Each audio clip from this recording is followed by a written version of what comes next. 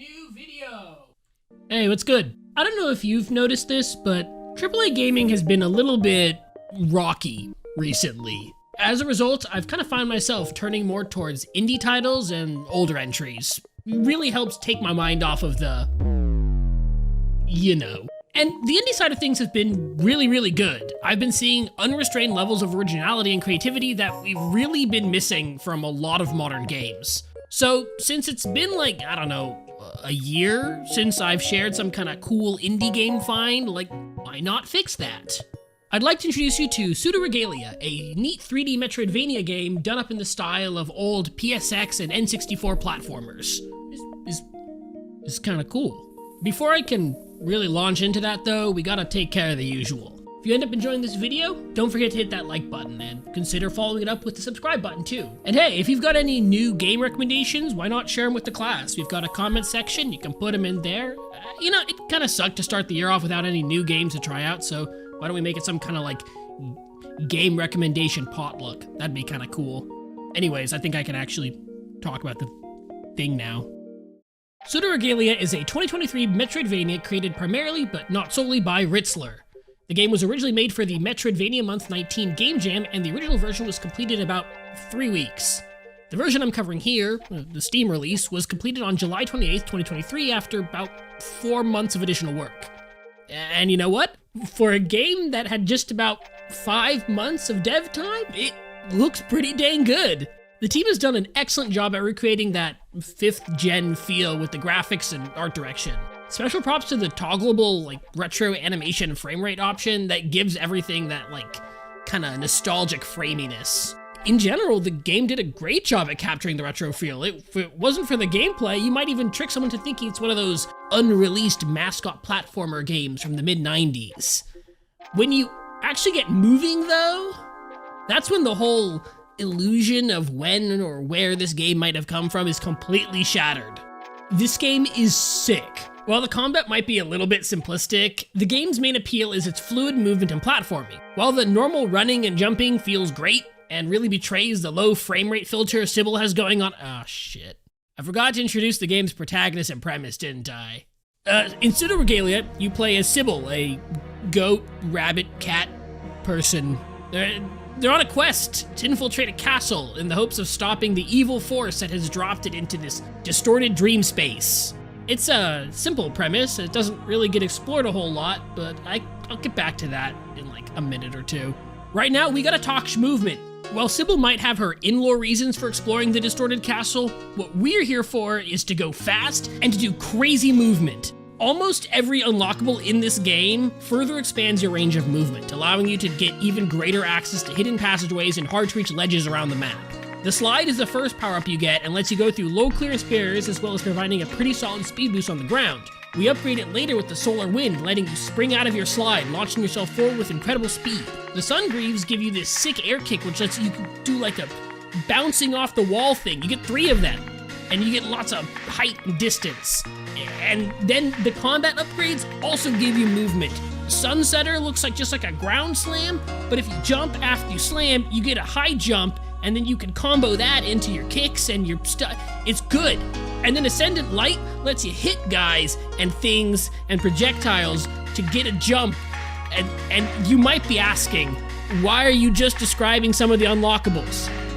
So you'll sort of kind of know what's going on when I show you this.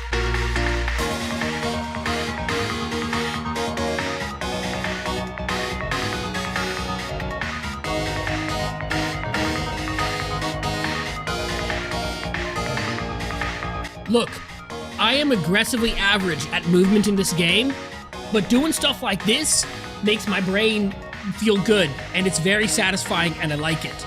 And because the dev is based, the game is designed so you can just progress through it in like almost any order. You don't have the Sunsetter, you can use Ascendant Light to bounce off this lantern here. No solar wind for this GAMP, you just angle yourself at the right angle and you just like kick across the wall. The game loves rewarding you for creative movement. Like, check this out. This room has a health upgrade on this ledge here. Now, normally, you could easily get it by just using the solar wind power-up to just, like, jump over. It's like literally underneath the ledge. It's just one doorway. You just get it, but I didn't have it. You can do that or you cannot.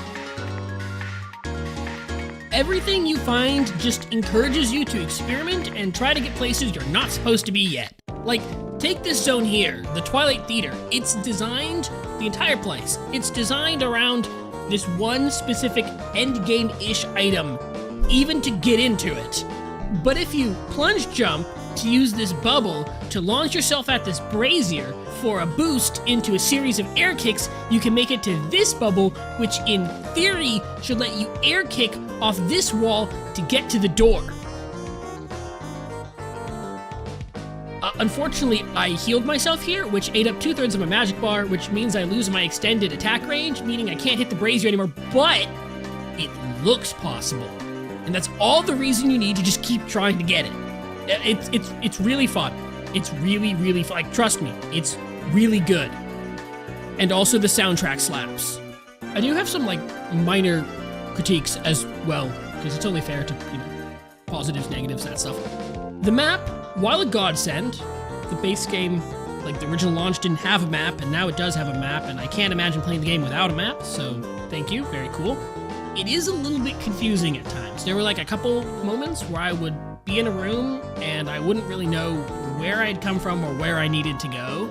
Having an arrow for your character would be pretty cool to know where in the room you are. You don't have to worry about verticality, just like I need like a little white arrow, like, oh, there's Sybil, there she is. But even just having like an arrow to show what door you came in from, like that'd be fine too. It's honestly not that bad. You can kind of figure it out just on your own, but like it would be nice. My other complaint is like a non-issue for most people. I was kind of bummed there wasn't like much story or lore. Like there was more that got cut, and I know that makes me bummed. Like every time I saw one of those little like pieces of paper on a table, I would be like, oh, ooh, lore, and then you can't interact with it, and I'd be kind of sad. Anyways, did you know this game's only like 6 USD? Like, you can pick up one of the sickest movement-based platformers for like an absolute steal. I mean, look at this. So if you got like $6, 6 hours, and a desire to just kind of get crazy with it, I wholeheartedly recommend you check out Pseudo Regalia. Pick it up through Steam or the devs like itch.io page, it's cool. And if you want to try it out, the Game Jam version is also on itch.io, and it's free. So you can just try it out. Do it. Download the game. It's cool. Whew. Man, that was quick. Hey, if you enjoyed the video, don't forget to hit that like button. It's very cool. And also we have subscribe buttons if you want to subscribe. That's also very cool. And if you've played Pseudo Regalia, we got comments. Share your thoughts. I want to hear about it. Let me know what you thought. Did you like going fast? Doing some cool movement? Maybe not so much. Share your thoughts. I want to hear them. And if you want more from me between when I make actual video posts, you can find me on Blue Sky. I don't really know why you'd want to do that. I just like post whatever the heck comes to my mind. Usually it's really something, it's really stupid. You can check it out, but I don't recommend it. Anyways, I'm off again. Catch you later.